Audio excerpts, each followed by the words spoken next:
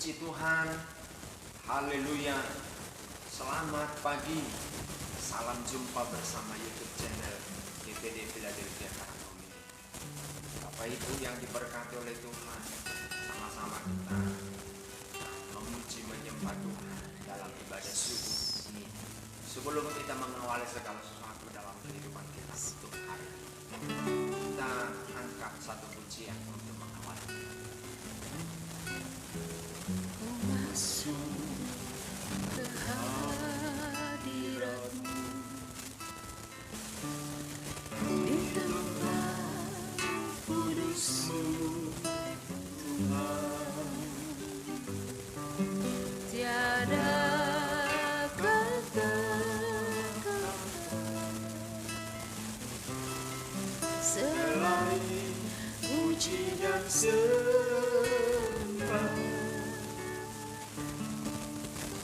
Saat ini alangkah indahnya Tuhan bersama-Mu selalu memuji dan menyembah Engkau.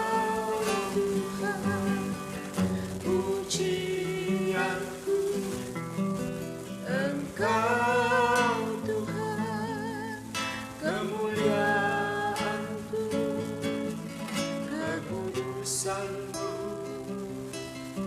penuhi tempat ini. Haleluya. Ku sembah Kau dalam bait-Mu,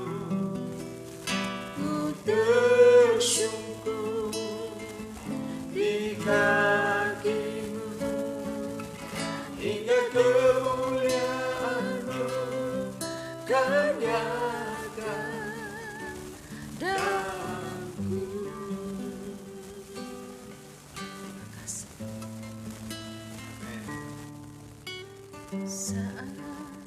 Saat ini alangkah indahnya Tuhan bersama-Mu selalu, bersama-Mu selalu memuji dan menyembah-Mu. Engkau Tuhan, pujianku. Engkau Tuhan, kemuliaan-Mu, kekudusan-Mu penuhi tempat ini.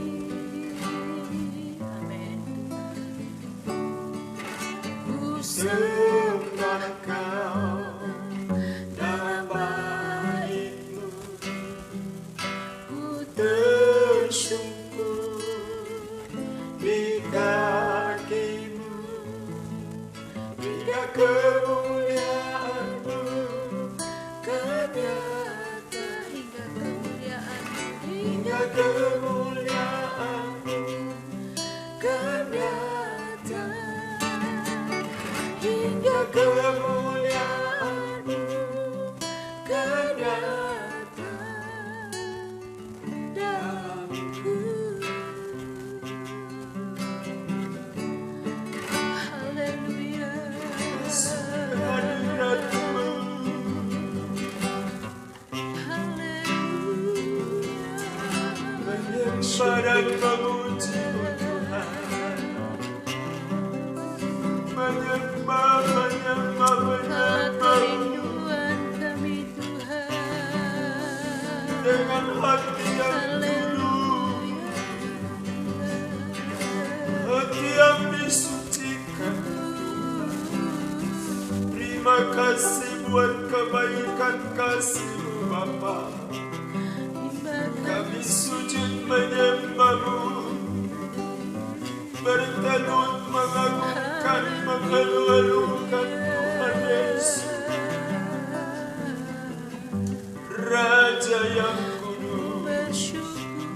Raja yang suci, Hanya Engkaulah Tuhan dan Raja, namanya Kaulah Juru selamat kami, Bapa.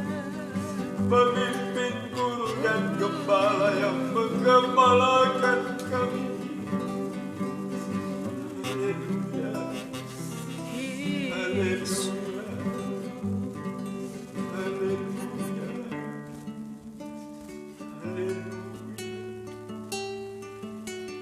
di hadirat-Mu aku Amen. puas. Yes. Di hadirat-Mu aku bebas. Di hadirat-Mu ada terang. Kehidupanmu pernyataan kuasa kekuatan-Mu. Di hadirat-Mu ku datang, persembahkan lagu di hadapan Rajaku. Di hadirat-Mu aku puas. Di hadirat-Mu aku bebas. Di hadirat-Mu ada terang. Kehidupanku pernyataan kuasa kekuatan-Mu. Di hadirat-Mu ku datang, persembahkan lagu di hadapan Rajaku. Di hadirat-Mu ada terang.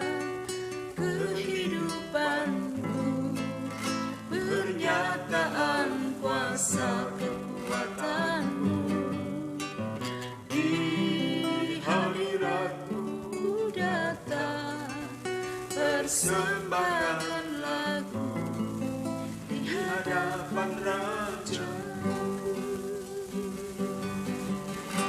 Persembahkan lagu di hadapan Rajaku. Haleluya Tuhan. Hadirat-Mu lah kerinduan kami. Hadirat-Mu lah kerinduan kami Bapa. Di hadirat-Mu kami rasakan kekuatan, ketenangan. Di hadirat-Mu kami rasakan ada sukacita, damai sejahtera, kekuatan baru, pengharapan baru di dalam Kristus. Karena di hadirat-Mu kami mengalami sukacita penuh di dalam Kristus. Terima kasih Tuhan, kami boleh ada di hadirat-Mu di pagi hari ini bersama dengan jemaat-Mu, keluarga dan saudara-saudara kami. Kami menyerahkan seluruh hidup kami ke dalam tangan-Mu. Kami tidak kuat dan kami gampang jatuh lemah di tengah dunia yang jahat ini.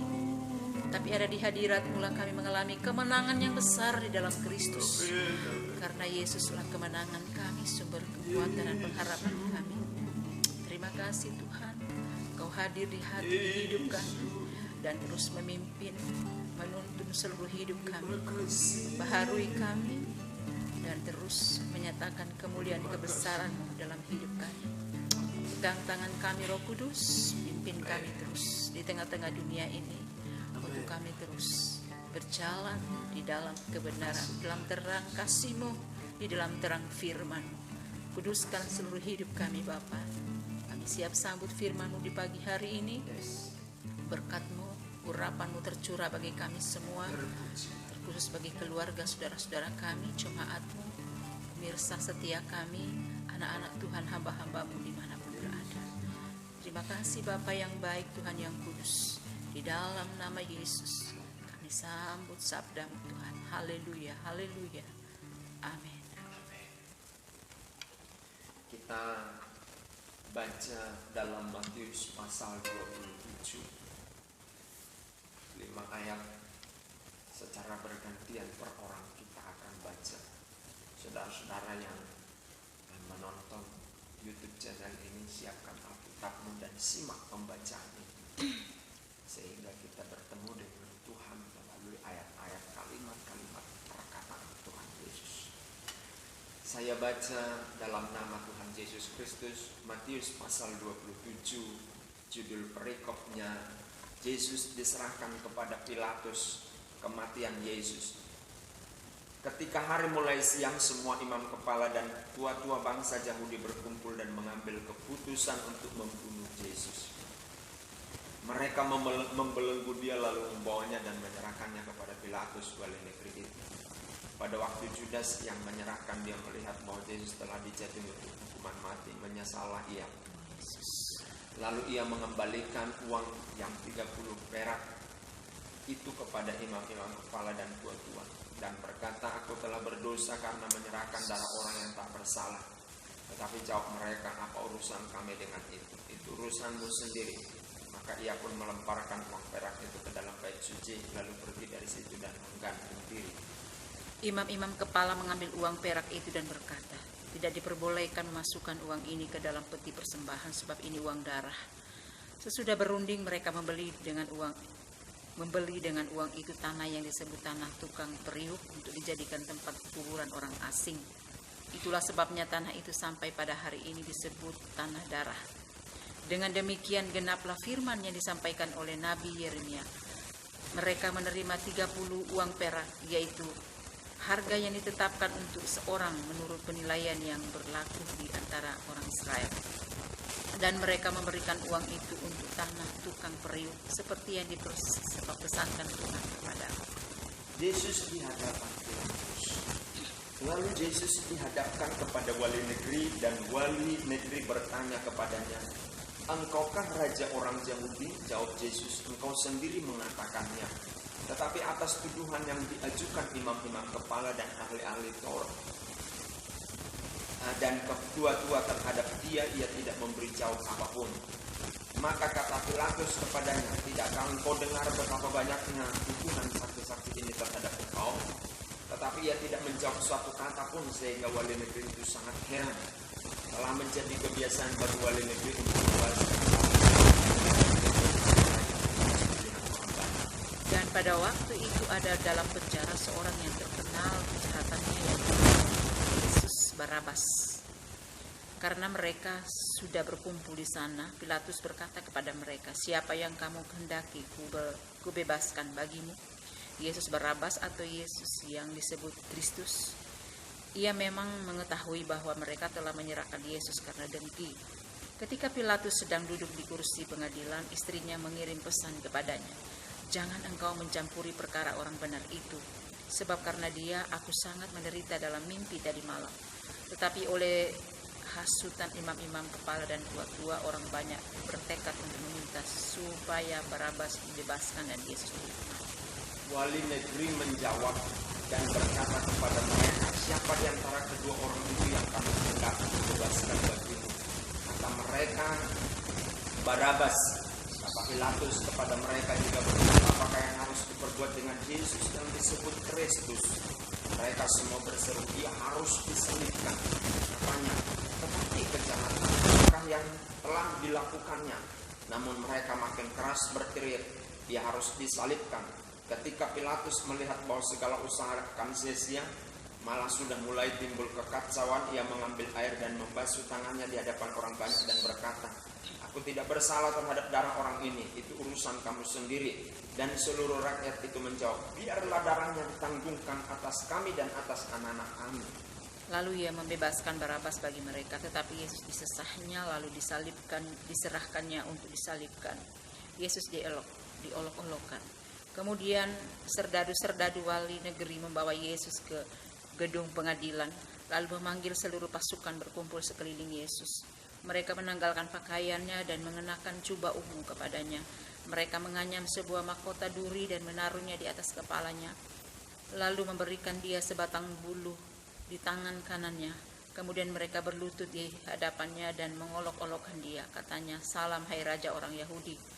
Mereka meludahinya dan mengambil bulu itu dan memukulkannya ke kepalanya. Sesudah mengolok-olokkan dia, mereka menanggalkan jubah itu daripadanya dan mengenakan pula pakaiannya kepadanya. Kemudian mereka membawa dia keluar untuk disalibkan. Yesus disalibkan. Ketika mereka berjalan keluar kota, mereka berjumpa dengan seorang dari Kirene yang bernama Simon. Orang itu mereka paksa untuk memikul salib Yesus. Maka sampailah mereka dari suatu tempat yang bernama Golgota, artinya tempat tengkorak. Lalu mereka memberi dia minum anggur bercampur empedu. Setelah ia mengecapnya, ia tidak mau meminumnya. Sesudah menyalibkan dia, mereka membagi-bagikan pakaiannya dengan membuang undi. Lalu mereka duduk di situ dan menjaga dia. Dan di atas kepalanya terpasang tulisan yang menyebut alasan mengapa ia dihukum. Inilah Yesus Raja orang Yahudi. Bersama dengan dia disalibkan dua orang penyamun, seorang di sebelah kanan dan seorang di sebelah kirinya.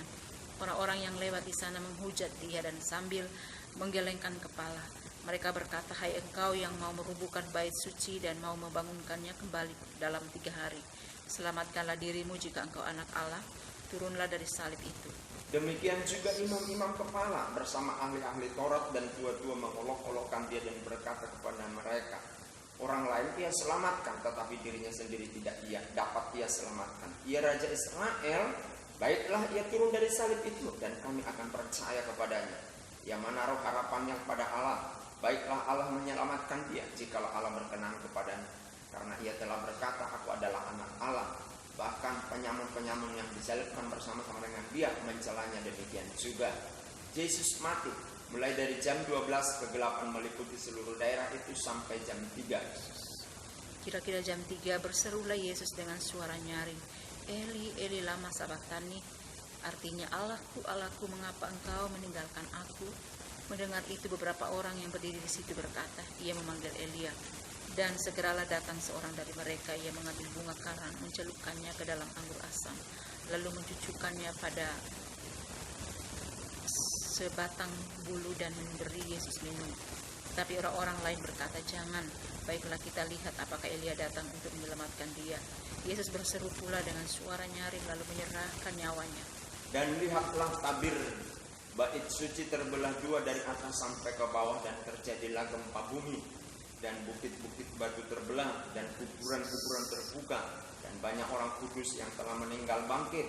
Dan sesudah kebangkitan Yesus, mereka pun keluar dari kubur, lalu masuk ke kota kudus dan menampakkan diri kepada banyak orang. Kepala pasukan dan prajurit-prajuritnya yang menjaga Yesus menjadi sangat takut ketika mereka melihat gempa bumi dan apa yang telah terjadi. Lalu berkata, "Sungguh ia ini Amen. adalah anak Allah." Dan ada di situ banyak perempuan yang melihat dari jauh, yaitu perempuan-perempuan yang mengikuti Yesus dari Galilea untuk melayani dia. Di antara mereka terdapat Maria Magdalena dan Maria ibu Yakobus dan Yusuf dan ibu anak-anak Zebedeus. Yesus dikuburkan. Menjelang malam datanglah seorang kaya, orang Arimatea yang bernama Yusuf dan yang telah menjadi murid Yesus juga. Ia pergi menghadap Pilatus dan meminta mayat Yesus. Pilatus memerintahkan untuk menyerahkannya kepadanya. Dan Yusuf pun mengambil mayat itu, mengapaninya dengan kain lenan yang putih bersih, lalu membaringkannya di dalam kuburnya yang baru, yang digalinya di dalam bukit batu, dan sudah menggulingkan sebuah batu besar ke pintu kubur itu, pergilah ia. Tetapi Maria Magdalena dan Maria yang lain tinggal di situ duduk depan kubur itu. Kubur Yesus dijaga. Keesokan harinya, yaitu sesudah hari persiapan, datanglah imam-imam kepala dan orang-orang Farisi bersama-sama menghadap Pilatus. Dan mereka berkata, "Tuhan, kami ingat bahwa si penyesat itu sewaktu hidupnya berkata, sesudah 3 hari aku akan bangkit. Karena itu perintahkanlah untuk menjaga kubur itu sampai hari ketiga. Jikalau tidak, murid-muridnya mungkin datang untuk mencuri dia, lalu mengatakan kepada rakyat, dia telah bangkit dari antara orang mati, sehingga penyesatan yang terakhir akan lebih buruk akibatnya daripada yang pertama." Kata Pilatus kepada mereka, "Ini penjaga-penjaga bagimu, pergi dan jagalah kubur itu sebaik-baiknya." Maka pergilah mereka dengan bantuan penjaga-penjaga itu. Mereka memetai kubur itu dan menjaganya. Puji Tuhan. Haleluya. Proses penyaliban Yesus telah kita baca di dalam Matius pasal 27. Inti dari apa yang kita baca pagi hari ini adalah, jemaat Tuhan, pemirsa, hamba-hamba Tuhan, keluarga kami, yaitu jika Tuhan menghendaki menubuatkan sesuatu, maka itu akan terjadi. Yesus ini bukan tiba-tiba diadili atau ditangkap dulu, diputuskan oleh pengadilan, dia harus dihukum mati, disalibkan lalu mati. Tidak. Itu semua telah dinubuatkan jauh ribuan tahun sebelum kejadian. Bahkan yang dirujuk itu sudah dinubuatkan. Misalkan di dalam Mazmur 22 ayat 19, mereka membagi-bagikan pakaian. Nah, nubuat Mazmur 22 ayat 19. Jadi, saudara-saudara, tidak ada satu kekuatan apapun yang akan menghalangi kematian Tuhan Yesus. Pilatus sendiri pun ingin membebas Yesus. Tapi karena Yesus harus mati, sebab dengan kematianlah manusia dapat diselamatkan. Hanya dengan kematian Tuhan Yesuslah manusia dapat mencapai surga. Tanpa Yesus mati di kayu salib, manusia tidak akan diselamatkan. Berbangga dan bahagia jemaat Tuhan, pemirsa, keluarga kami, hamba-hamba Tuhan. Kita punya Tuhan Yesus yang kita kenal dan kita pelajari di dalam Alkitab ini. Dan Roh Kudus yang menanamkan itu di dalam pikiran kita untuk kita percaya kepada Yesus yang tersalib, mati menebus saudara dan saya. Saudara-saudara, bahkan orang-orang Farisi, ahli-ahli Torah, tua-tua Yahudi itu, dengan pikiran mereka yang kotor itu, supaya Yesus itu tidak bangkit, mereka menghalangi kebangkitannya. Lalu mereka menghadap Pilatus untuk minta fasilitas tentara atau penjaga, katakanlah begitu ya, pasukan penjaga kuburan. Dan bukan hanya itu, lalu minta dimaterai kuburan itu. Saudara, kuasa materai sangat kuat. Itu ibarat ketika seseorang memusnahkan atau melukai materai, ya, atau mencederai materai. Berarti satu negara dia dia sangkal, katakanlah begitu. Jadi materai itu, maka tahu orang-orang Yahudi, dua-dua Yahudi, orang Farisi, untuk materai itu supaya tidak ada satupun yang dapat menyelamatkan Yesus dari kubur. Dan ditambah dengan dua-dua Yahudi, orang Farisi minta ya, penjagaan, pasukan penjagaan. Ini orang-orang elit ini, pasukan-pasukan elit disuruh untuk menjaga. Tapi ingat, karena nubuat bahwa Yesus akan bangkit, semua itu dimusnahkan oleh Tuhan. Baik itu penjaga-penjaga itu malah menjadi saksi mereka, saksi mata bahwa terjadi gempa bumi.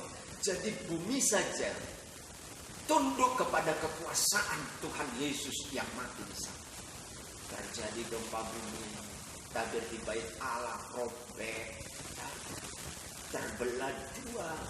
Saudara-saudara, jadi saya mau katakan begini, materai apapun yang mematerai persoalanmu sehingga sulit menurutmu, menurut manusia sulit persoalan kesulitanmu, tapi kalau Tuhan sudah nubuatkan engkau akan pulih, maka itu akan terjadi dan terjadi. Haleluya.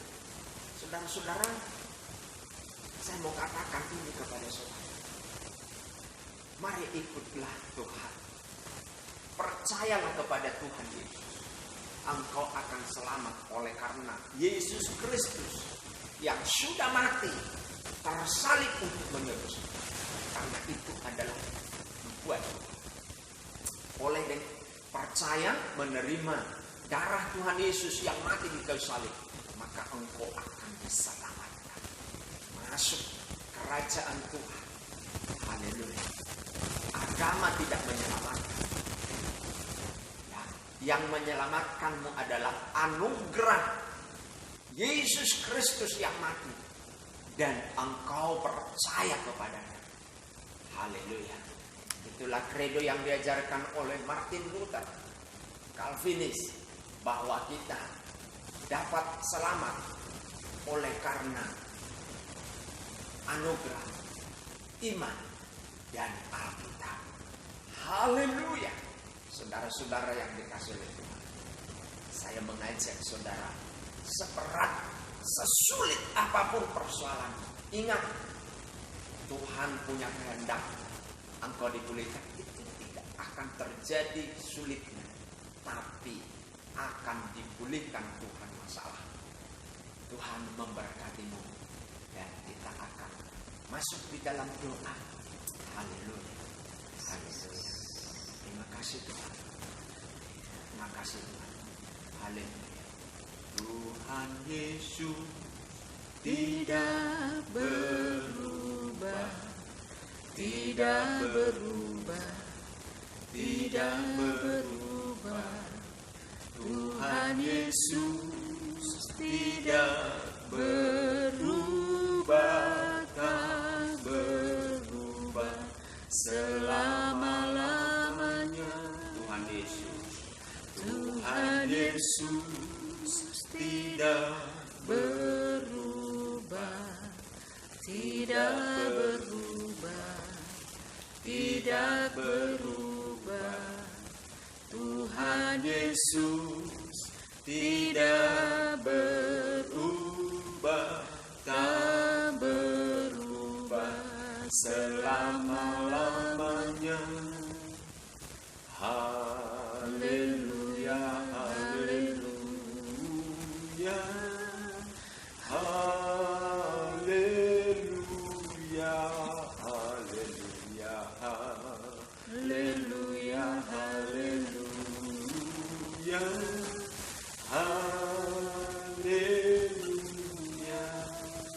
Rencanamu, kasihmu tidak pernah berubah atas pemirsa, keluarga kami, jemaatmu, hamba-hamba Tuhan. Yang sering berubah-ubah adalah kami, iman kami mempercayai firman-Mu. Ampuni kami Tuhan dengan firman-Mu di dalam Matius pasal 27 yang menyatakan tidak ada satu kekuatan manusia di dunia ini yang dapat menghalangi kematian dan kebangkitan Tuhan untuk menebus kami. Dan itu sudah dibuatkan. Maka kami percaya Tuhan di tengah-tengah kesulitan sekalipun, pemirsa, keluarga kami, jemaatmu, hamba-hamba Tuhan, kami tidak takut, kami tidak ragu. Yesus yang tidak berubah itu, kami yang berubah-ubah. Kami yakini Tuhan Yesus melepaskan kami dari kesulitan, menolong kami dari utang. Tuhan lepaskan kami dari segala kehancuran. Tuhan lepaskan kami. Dan jemaatmu, pemirsa, keluarga kami, hamba-hamba Tuhan, diberkati oleh Tuhan Yesus. Dalam nama Tuhan Yesus. Karena Engkau sudah menyelesaikan semuanya di kayu salib, hutang dosa kami. Dan kami bersyukur menjadi percaya kepada Tuhan. Terima kasih Tuhan. Terima kasih Bapa di surga. Segala pujian, hormat bagimu sekarang dan selama-lamanya. Siapapun yang menonton YouTube channel ini, kami berdoa hatinya dibuka oleh Tuhan untuk percaya kepada Tuhan, menerima Yesus Tuhan dan Juru Selamat pribadinya. Dan kami berdoa buat pemirsa, keluarga kami, jemaatmu, hamba-hamba Tuhan, terus percaya kepada Tuhan Yesus. Rencana Tuhan indah bagi mereka, dan pada akhirnya Tuhan memberkatinya. Terima kasih Tuhan. Kami berdoa dan bersyukur kepada Tuhan. Dalam dan demi nama Yesus, kami mengakhiri ibadah subuh ini. Berkat Tuhan atas kami, kedua hamba-Mu yang melayani. Berkat Tuhan atas jemaat-Mu. Berkat Tuhan atas pemirsa. Berkat Tuhan atas keluarga kami. Berkat Tuhan atas hamba-hamba-Mu. Dalam dan demi nama Yesus, Kami terima berkat itu. Haleluya, haleluya. Amin.